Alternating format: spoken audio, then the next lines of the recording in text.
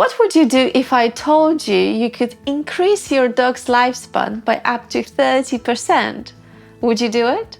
Hi, I'm Paulina from Dogs Lounge. This is Benji, and you're watching Questions with Benji, where we answer the most frequently asked questions from dog parents worldwide. Today we'll be looking at intermittent fasting and whether it's a good idea for your pup. So, what actually is intermittent fasting or time-restricted eating? In simplest terms, it's an eating plan where you eat during a specific period and fast in between, which gives your body a chance to boost its cellular health through the process called autophagy, but more on that later. There are various ways to do this, like eating only within short time windows, skipping entire meals, or doing whole day fasts. But let's start by asking why you would even consider trying it for your dog. And with that in mind, we first need to look at what's happening in your pup's body during feeding and fasting.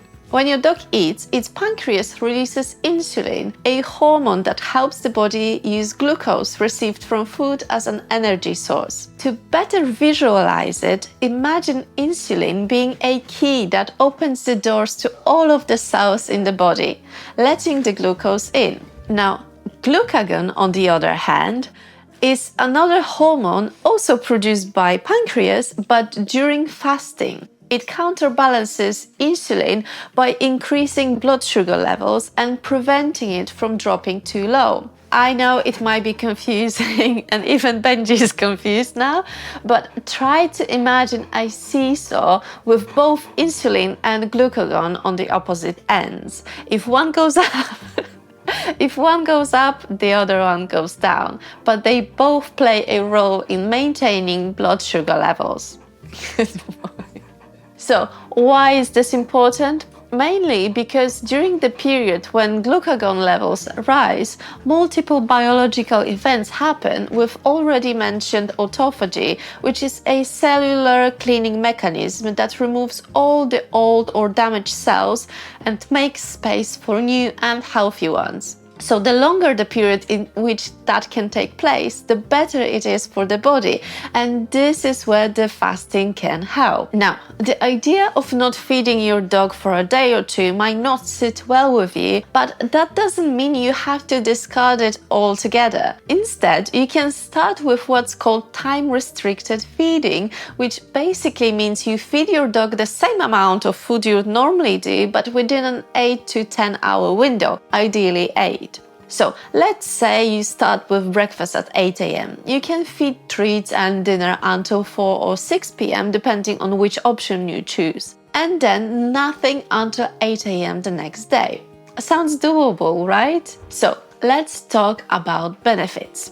Research shows intermittent fasting decreases the risk of developing diseases like diabetes or cardiovascular problems, reduces inflammation, increases fat burning, enhances brain health, regenerates the immune system, helps to reverse IBD symptoms, and can assist in extending lifespan, amongst many other things. Now, this should pique your interest.